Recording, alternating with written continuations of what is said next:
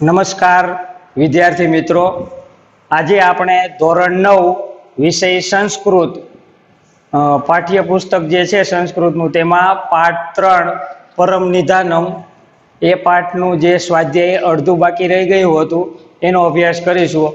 આગળના લેક્ચરમાં આપણે 1 થી 5 સ્વાધ્યાયના પ્રશ્નોનો અભ્યાસ કર્યો હતો, તો અહીં આપણે આ લેક્ચરમાં પ્રશ્ન નંબર 6 જોઈએ. પ્રશ્ન નંબર 6 આપણે આપણી પાઠ્યપુસ્તકમાં જોઈશું. તમે પણ તમારી પાઠ્યપુસ્તકમાં પ્રશ્ન નંબર 6 જુઓ. એમાં આપણે સૂચના જોઈએ કે કૌંસમાં આપેલા પદો વાપરીને સંસ્કૃત વાક્યો બનાવો. સંસ્કૃતમાં જે સૂચના છે, કોષ્ટકે શું પ્રદત્તાની પદાની પ્રયુજ્ય સંસ્કૃત વાક્યાની રચયત, એટલે કે કૌંસમાં આપેલા પદો વાપરી અને સંસ્કૃત વાક્યો બનાવો. તો એની અંદર આપણે જોઈએ, પ્રથમ જે વાક્ય છે એમાં આપણે રાજા યુવકને જુએ છે અને કૌંસની અંદર જે શબ્દ આપ્યા છે નૃપઃ, યુવક, દ્રોષ અને પશ્ય, આના ઉપરથી આપણે આ જે વાક્ય છે રાજા યુવકને જુએ છે એનું સંસ્કૃત કરી અને વાક્ય બનાવીશું. પ્રશ્ન 6 એમાં પહેલું, રાજા યુવકને જુએ છે. તો અહીં જે કૌંસમાં શબ્દ આપ્યા છે એના આધારે અહીં આપણે વાક્ય રચી છીએ. નૃપઃ યુવકમ પશ્યતિ, એટલે કે રાજા યુવકને જુએ છે. પછી આપણે બીજું વાક્ય જોઈએ. બીજા વાક્યની અંદર આપણે જોઈએ, લોકો સભામાં જાય છે. તો અહીં કૌંસમાં શબ્દ આપ્યો છે જન, સભા, ગમ અને ગચ્છ. એના આધારે આપણે અહીં વાક્ય બનાવીએ. લોકો સભામાં જાય છે. તો અહીં આપણે વાક્ય બનાવીએ, જનાહ સભામ ગચ્છતિ, ગચ્છન્તિ, એટલે કે લોકો સભામાં જાય છે. હવે આપણે ત્રીજું વાક્ય જોઈએ, તારા દેશમાં ગુણોની પૂજા થાય છે. તો અહીં આપણને જે શબ્દ કૌંસમાં આપ્યા છે તે છે તારા દેશ, ગુણ, પૂજા અને ભૂ. તો એના ઉપરથી આપણે વાક્ય બનાવીશું. ત્રીજું,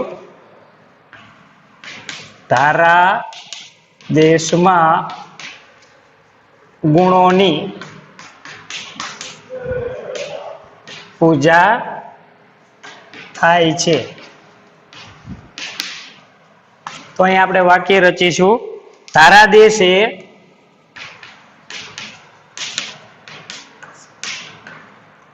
ગુણાનામ પૂજા ભવતી, ભવતી એટલે કે થાય છે. તો જે કૌંસમાં શબ્દો હતા એના આધારે આપણે વાક્ય બનાવ્યા. તારા દેશે, તારા દેશમાં એટલે તારા દેશે ગુણાનામ એટલે કે ગુણોની પૂજા ભવતી એટલે કે થાય છે. ચોથું વાક્ય આપણે જોઈએ, ભોજ પ્રજામાં પ્રિય હતો. તો અહીં કૌંસમાં વાક્ય છે ભોજ, પ્રજા, પ્રિય અને અસ. એના ઉપરથી આપણે વાક્ય બનાવી, ભોજ પ્રજામાં પ્રિય હતો. તો અહીં વાક્ય આપણે જોઈએ કે ભોજ પ્રજાસુ પ્રિય આસિત, આસિત એટલે કે હતો, એટલે કે ભોજ પ્રજામાં પ્રિય હતો. ભોજ પ્રજાસુ પ્રિય આસિત. છેલ્લું વાક્ય, અગ્નિ મુદગરને બાળે છે.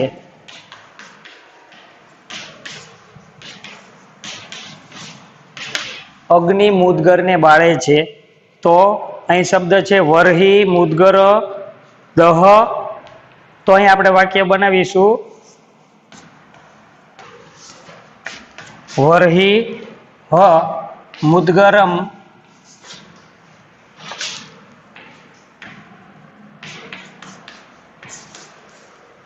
દહતી, વરિહ મુદ્ગરમ દહતી એટલે કે અગ્નિ મુદ્ગરને બાળે છે। તો વિદ્યાર્થી મિત્રો અહીં આપણે જે પ્રશ્ન નંબર 6 છે એ આપણે જોઈ શકીએ છીએ કે આપણે જે કાઉન્સમાં શબ્દો આપ્યા હતા એના ઉપરથી શબ્દોની રચના કરી છે। હવે આપણે પ્રશ્ન નંબર 7 જે આપણી સ્વાધ્યાય પાઠ્યપુસ્તકના સ્વાધ્યાયમાં આપ્યો છે એ જોઈએ। અધો લિખાતા નામ પ્રશ્નાનામ ઉત્તરાણી ગુર્જર ભાષાયામ લિખત। અધોલિખિતા નામ એટલે કે નીચે લખેલા પ્રશ્નાનામ ઉત્તરાણી એટલે કે પ્રશ્નોના ઉત્તરો ગુર્જર ભાષાયામ એટલે કે ગુજરાતી ભાષામાં લિખત એટલે કે લખો। તો અહીં આપણે પ્રથમ પ્રશ્ન જોઈએ, રાજા ભોજ કેવા હતા? તો હવે આપણે ઉત્તર જોઈએ, રાજા ભોજ વિદ્યાપ્રેમી, કલાપ્રેમી અને પોતાના પ્રજાજનો પ્રત્યે સ્નેહ રાખનારા હતા। તે વિદ્વાનો અને કલાકારોના કદરદાન હતા। અહીં આપણે પ્રથમ પ્રશ્નનો ઉત્તર જોયો કે રાજા ભોજ કેવા હતા। હવે બીજો પ્રશ્ન જોઈએ, યુવક પોતાને ઘટ પંડિત શા માટે માને છે? યુવક પોતાને ઘટ પંડિત શા માટે માને છે? તો ઉત્તર મેળવીએ કે યુવક કહે છે કે જેમ ઘડામાં છલોછલ પાણી ભરેલું છે તેવી જ રીતે મારામાં પણ પૂરેપૂરું જ્ઞાન છે એટલે હું મારી જાતને ઘટ પંડિત માનું છું। ફરીથી યુવક કહે છે કે જેમ ઘડામાં પાણી છલોછલ ભરેલું હોય છે તે જ રીતે મારામાં પણ પૂરેપૂરું જ્ઞાન છે એટલા માટે હું મારી જાતને ઘટ પંડિત માનું છું। એના પછીનો પ્રશ્ન આપણે જોઈએ ત્રીજો, રાજા ભોજ અને યુવકનો વિવાદ ક્યારે અટકી જાય છે? તો આપણે ઉત્તર જોઈએ કે રાજા ભોજ અને યુવકના વાર્તાલાપમાં જ્યારે સંતોષનો વિષય આવે છે ત્યારે વિવાદ અટકી જાય છે। સંતોષ પ્રાપ્ત થતા બધું શાંત થઈ જાય છે અને એ વચન અનુસાર રાજા ભોજ અને યુવકનો વિવાદ અટકી જાય છે। ફરીથી રાજા ભોજ અને યુવકનો વિવાદ ક્યારે અટકી જાય છે? તો રાજા ભોજ અને યુવકના વાર્તાલાપમાં જ્યારે સંતોષનો વિષય આવે છે ત્યારે વિવાદ અટકી જાય છે। સંતોષ પ્રાપ્ત થતા બધું શાંત થઈ જાય છે એ વચન અનુસાર રાજા ભોજ અને યુવકનો વિવાદ અટકી જાય છે। છેલ્લો જે ચોથો પ્રશ્ન છે એ પણ આપણે જોઈ લઈએ, ધારાદેશની શી વિશેષતા હતી? તો અહીં આપણે જોઈએ કે ધારાદેશની વિશેષતા વિશેનો પ્રશ્ન છે। તો ધારાદેશનો રાજા ભોજ વિદ્વાનો, કવિઓ અને કલાકારોનો કદરદાન હતો। તેના સમયમાં સાહિત્ય, વિદ્યા અને કલા, કાવ્ય કલાનો ઉત્કર્ષ ચરમસીમાએ પહોંચ્યો હતો। આવી ધારાનગરીના સામાન્ય પ્રજાજનો પણ કાવ્ય સર્જન અને વિવિધ કલાઓમાં નિપુણ હતા।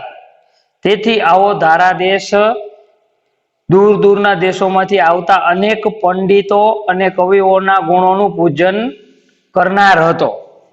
તો આ રીતે આ ધારાદેશની વિશેષતા હતી। તો વિદ્યાર્થી મિત્રો અહીં આપણે જે આ સ્વાધ્યાય છે પાઠનું એનો અભ્યાસ પૂરો થાય છે અને અહીં જે પ્રશ્ન નંબર 6 છે એ આપણી નોટબુકમાં આપણે નોંધી લઈશું અને જે 7મો પ્રશ્ન હતો ગુજરાતી પ્રશ્નના ઉત્તર એ પણ આપણે જોઈ લીધા। હવે આપણે આ પાઠના આધારે જે પરીક્ષાની અંદર વ્યાકરણ લક્ષી જે થોડું છે એનો પણ અભ્યાસ કરીશું। તો આપણે જોઈએ વ્યાકરણ લક્ષી વિભાગ।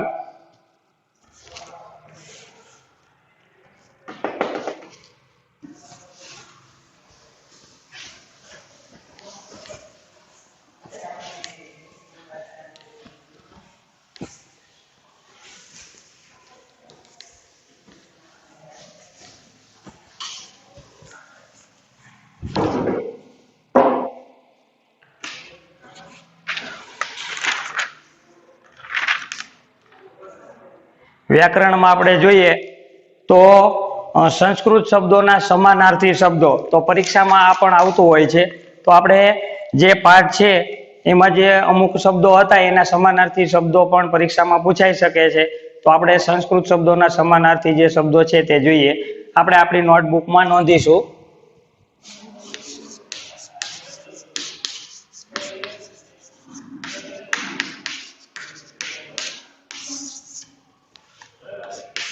સમાનાર્થી શબ્દ આપણે જોઈએ વાયુહ। વાયુહ શબ્દનો સમાનાર્થી શબ્દ આપણે જોઈએ તો એનો સમાનાર્થી શબ્દ થશે વાતઃ અથવા અનિલઃ।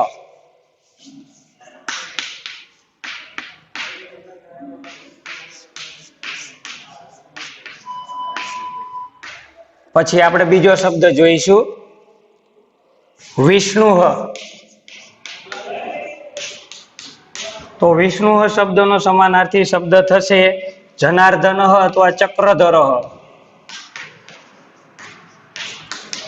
ચક્રધરઃ અથવા તો જનાર્દનઃ। પછી આપણે આગળ શબ્દ જોઈએ ત્રીજો ગરુડઃ। તો જે ગરુડ શબ્દ છે એનો સમાનાર્થી શબ્દ છે વૈનતેય।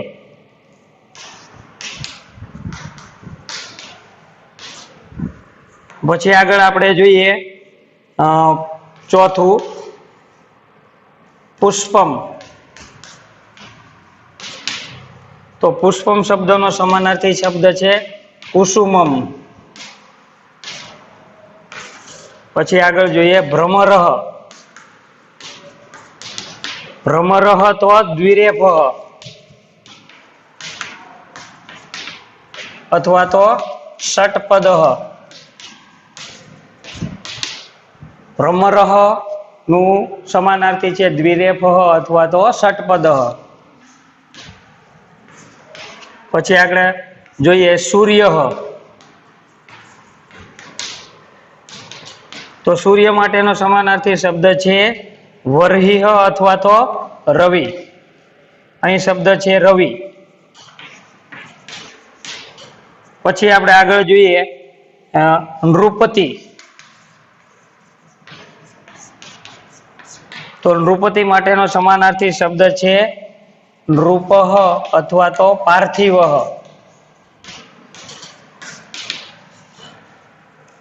આગળ જોઈએ એક શબ્દ હજી ઘટઃ। તો ઘટઃ શબ્દનો સમાનાર્થી શબ્દ છે કુંભઃ।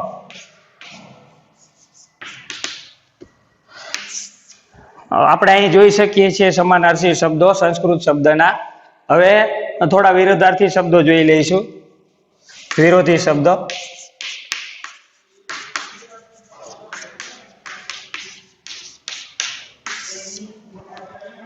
વિરોધાર્થી શબ્દની અંદર આપણે જોઈએ કે જે શબ્દો છે એમાં ઉપવિષ્ટ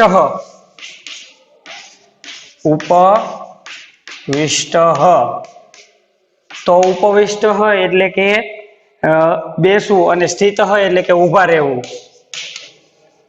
એનો વિરોધી શબ્દ થાય છે સ્થિત। પછી આપણે બીજો શબ્દ જોઈએ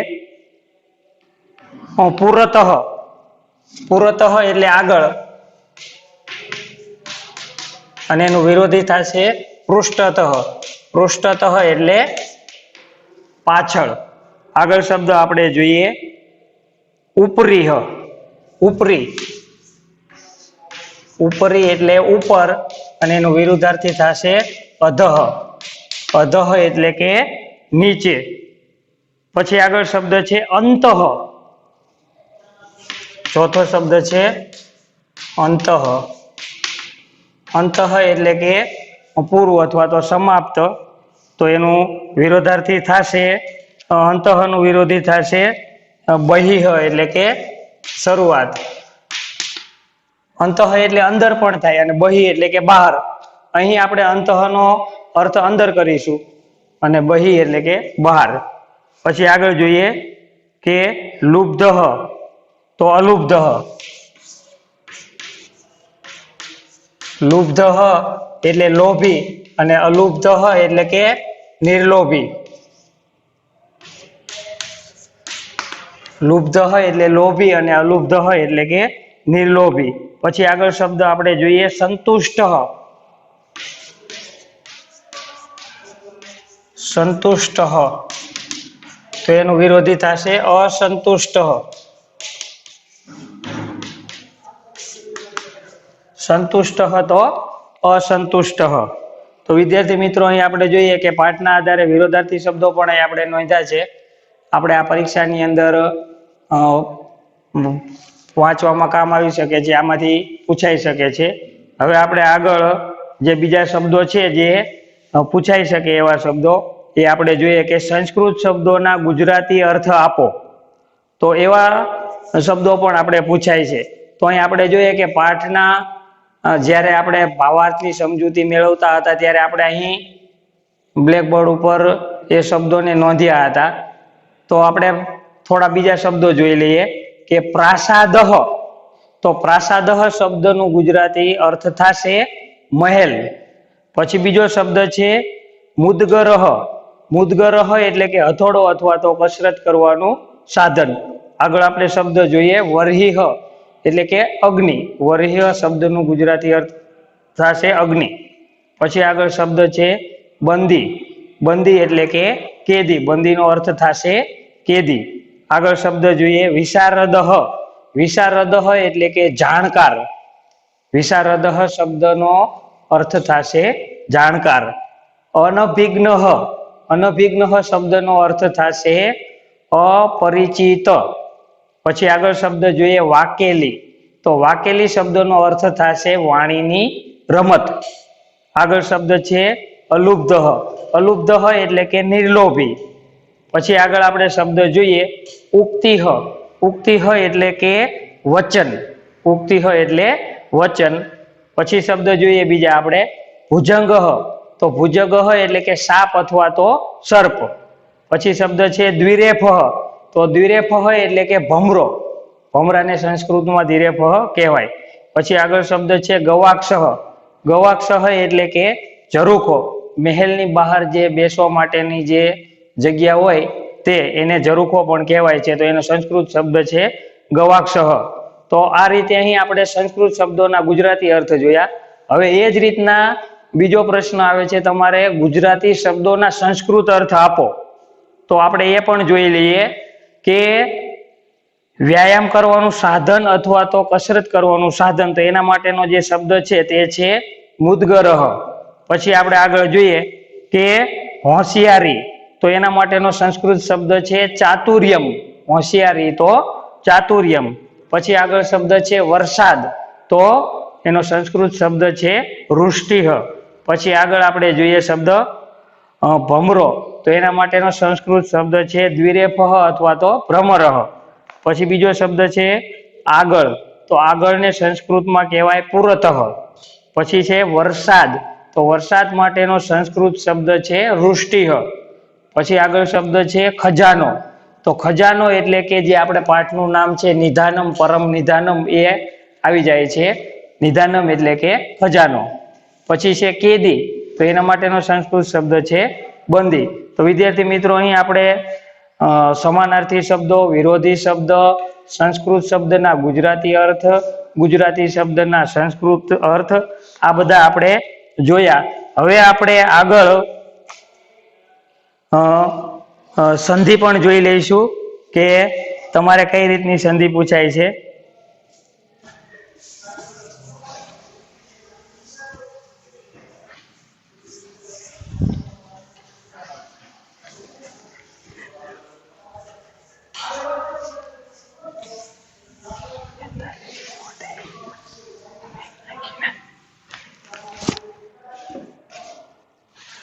સંધિ યોજત.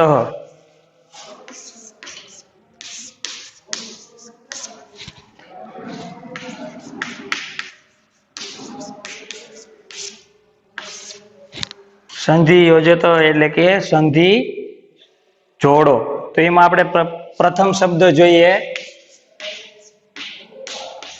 પ્રજા પ્રિય. પ્રજા પ્રિય. તો અહીં આપણે આની સંધિ છૂટી પાડીશું કે સંધિ જોડીશું પ્રજા પ્રિય વત્તા ચ. તો અહીં આપણે આ શબ્દની સંધિ જોડીશું પ્રજા પ્રિયશ્ચ.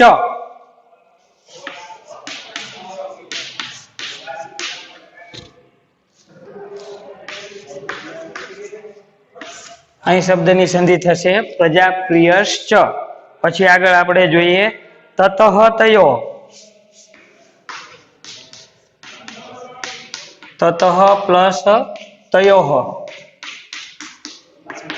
તો અહીં આપણે જોઈએ એ શબ્દની સંધિ તત તયોઃ. આગળ આપણે ત્રીજો શબ્દ જોઈએ તથા એવ, તથા પ્લસ એવ એટલે કે ત થેવ. આગળ આપણે ચોથો શબ્દ જોઈએ પુત્ર પ્લસ અપી એટલે કે કુત્રાપી. છેલ્લો શબ્દ જોઈએ આપણે તવ પ્લસ ઉપરી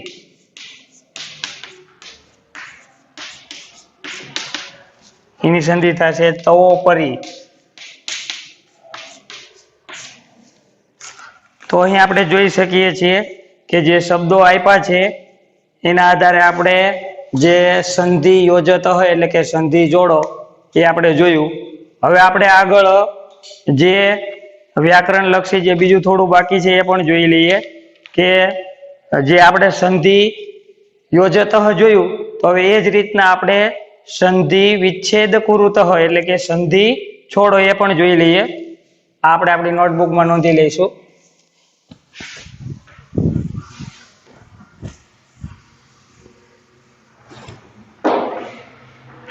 સંધિ વિચ્છેદમ કુરુતો.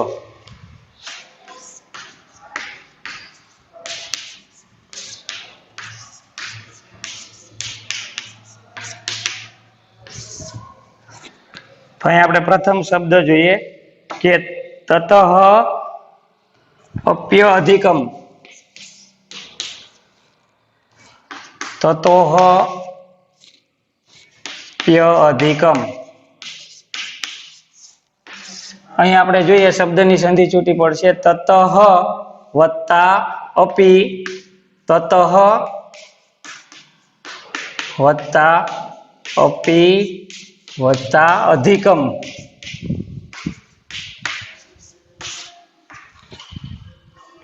અહીં શબ્દની સંધિ છૂટી પડે છે.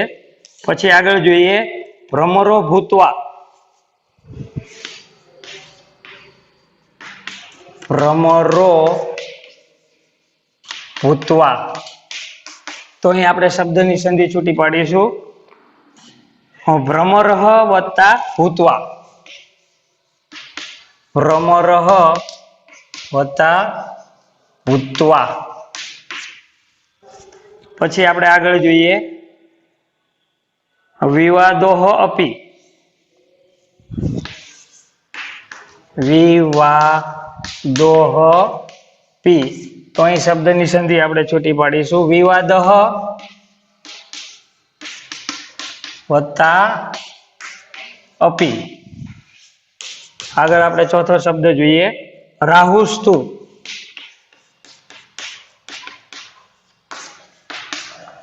તો રાહુઃ વત્તા તુ, રાહુઃ વત્તા તુ. અહીં આપણે આ જે શબ્દો છે જેની સંધિ વિચ્છેદ કર્યો છે. હવે વિદ્યાર્થી મિત્રો આ જે સંધિ વિચ્છેદ છે એને પણ આપણે આપણી નોટબુકમાં નોંધી લઈશું અને ત્યારબાદ આપણે જે રેખાંકિત પદોના કૃદંત પ્રકાર ઓળખાવો એ જોઈશું. તો આપણે એમાં જોઈએ પ્રથમ વાક્ય આપ્યું છે તસ્ય પરિચયમ જ્ઞાતુમ સહ તમ પ્રાસાદે આહ્યતિ. તો અહીં આપણે જોઈએ કે જે કૃદંતના પ્રકારો છે એમાં આપણે જોઈએ તો હેત્વર્થ કૃદંત, સંબંધક ભૂત કૃદંત, કર્મણી ભૂત કૃદંત, આ બધા કૃદંતો આવતા હોય છે. તો એની અંદર આપણે જોઈ શકીએ છીએ કે અહીં આપણને તસ્ય પરિચયમ જ્ઞાતુમ, જ્ઞાતુમ તો જેમાં તુમ પ્રત્યય આવતો હોય તે હેત્વર્થ કૃદંત હોય છે. તો અહીં જે પ્રથમ જે વાક્ય છે એની અંદર જ્ઞાતુમ શબ્દ છે તે હેત્વર્થ કૃદંતનો શબ્દ છે એટલા માટે તે હેત્વર્થ કૃદંતનો પ્રકાર છે. બીજું વાક્ય આપણે જોઈએ એની અંદર અહમ વાયુઃ ભૂત્વા ઇતઃ તતઃ વહિષ્યામિ એટલે કે અહીં આપણને ભૂત્વા એટલે કે ભૂતવા જે શબ્દ છે એનો આપણે કૃદંતનો પ્રકાર જણાવવાનો છે. તો એના અંદર આપણે જોઈએ તો જે સંબંધક ભૂત કૃદંત હોય છે એની અંદર ત્વા, ઈત્વા, ટવા, ઢવા જેવા શબ્દોનો અંત હોય છે. તો જે શબ્દના અંતે આ શબ્દો આવતા હોય છે તે સંબંધક ભૂત કૃદંત બને છે. તો અહીં આપણે જોઈએ કે ભૂતવા, તો ત્વા શબ્દ આવે છે એટલા માટે તે સંબંધક ભૂત કૃદંત થાય છે. પછી આપણે જોઈએ આગળ યુવક પ્રણમ્ય ભોજરાજય અવદત. તો અહીં આપણે જોઈએ કે પ્રણમ્ય, તો પ્રણમ્યમાં અ કે અ કે એવા જે શબ્દો આવતા હોય છે અંતે એ પણ સંબંધક ભૂત કૃદંતના જ શબ્દો હોય છે. તો અહીં પ્રણમ્ય જે શબ્દ છે તે પણ સંબંધક ભૂત કૃદંતનો પ્રકાર છે. અને છેલ્લે જોઈએ આપણે એક વાક્ય આપ્યું છે સંતુષ્ટમ જનઃ ન કોહ અપી પરાજેતુમ અહર્તિ. અર્થાત અહીં જે પરાજેતુમ શબ્દ આપ્યો છે એમાં પાછળ આપણે જોઈએ તો તુમ પ્રત્યય આવે છે. તો તુમ પ્રત્યય જેમાં લાગતું હોય તે હેત્વર્થ કૃદંત બને છે. તો અહીં જે તુમ પ્રત્યય છે પરાજેતુમ, તો એ હેત્વર્થ કૃદંતનો પ્રકાર છે. તો વિદ્યાર્થી મિત્રો અહીં આપણે કૃદંતો પણ જોયા. હવે આપણે શબ્દના જે સ્ત્રીલિંગ અને પુલ્લિંગ વાક્યો છે એ પણ જોઈ લઈશું. તો અહીં આપણે જોઈએ કે જે વાક્યના અંતે ઉચ્ચારમાં અકારાંત શબ્દ આવતો હોય અને વિસર્ગ આવતો હોય તેને પુલ્લિંગ શબ્દ કહેવાય છે. અને જે શબ્દના અંતે આ અથવા તો ઈકારાંત આવતું હોય, આપણે ઉચ્ચારણ કરીએ અને છેલ્લે કા અથવા તો ઈ એવા શબ્દોનો ઉચ્ચાર થતો હોય તો તે સ્ત્રીલિંગ શબ્દ કહેવાય છે. તો આપણે થોડા શબ્દો જોઈએ એવા. તો એમાં આપણે જોઈએ પુલ્લિંગ શબ્દમાં કે નૃપતિહ. તો અહીં આપણે જોઈએ કે નૃપતિહ, તો એની અંદર આપણે પાછળ જે ઉચ્ચારણ કરીએ છીએ નૃપતિ, એની અંદર આપણે વિસર્ગ જોઈએ છીએ તો એટલા માટે એ પુલ્લિંગ શબ્દ છે. પછી આગળ શબ્દ આપ્યો છે ગવાક્ષ, તો એની અંદર પણ આપણે અકારાંતનો ઉચ્ચાર કરીએ છીએ અને પાછળ વિસર્ગ આવે છે એટલા માટે તે પુલ્લિંગ શબ્દ છે. એ જ રીતના વાયુહ, એટલે કે જે શબ્દ છે એના અંતમાં અકારાંત આવે છે. તો આ રીતના આ જે પુલ્લિંગ શબ્દો હોય છે એના અંતે અકારાંત આવતું હોય છે અને જે સ્ત્રીલિંગ શબ્દો હોય છે એમાં આકારાંત અથવા તો ઈકારાંત આવતો હોય છે. તો આપણે ઈકારાંત અને આકારાંત વાળા થોડા સ્ત્રીલિંગ શબ્દો પણ જોઈ લઈએ. તો એની અંદર આપણે જોઈએ તો જે રુષ્ટિહ, તો રુષ્ટિ બોલી છે એની અંદર આપણે ઈનો પણ ઉચ્ચાર કરીએ છીએ તો એ ઈકારાંત શબ્દ છે સ્ત્રીલિંગ. પછી એ જ રીતના વાકેલી, તો વાકેલી જે શબ્દ છે એની અંદર પણ આપણે જ્યારે વાકેલી શબ્દનો ઉચ્ચાર કરીએ છીએ ત્યારે આપણે ઈનો ઉચ્ચાર કરીએ છીએ એટલે એ ઈકારાંત સ્ત્રીલિંગ શબ્દ છે. હવે એ જ રીતના આપણે બીજો શબ્દ જોઈએ કે સભા, તો સભાની અંદર આપણે જ્યારે ભા બોલીએ છીએ ત્યારે આનો ઉચ્ચાર કરીએ છીએ અને જ્યારે આનો ઉચ્ચારણ થતું હોય શબ્દના અંતે ત્યારે તે સ્ત્રીલિંગ શબ્દ બને છે, આકારાંત સ્ત્રીલિંગ. એટલા માટે તે આકારાંત સ્ત્રીલિંગ શબ્દ કહેવાય છે. તો વિદ્યાર્થી મિત્રો અહીં આપણે આ જે વ્યાકરણ લક્ષી વિભાગ હતો એની અંદર આપણે સમાનાર્થી, વિરોધાર્થી શબ્દો, સંસ્કૃત શબ્દોના અર્થ, ગુજરાતી શબ્દોના અર્થ જોયા, પુલ્લિંગ સ્ત્રીલિંગ શબ્દો જોયા, કૃદંત જોયા. તો આ બધું આપણે વારંવાર અભ્યાસ કરીશું અને અહીં આપણે આ પરમ નિધાનમ પાઠ જે છે તે સમાપ્ત કરીએ છીએ. અસ્તુ.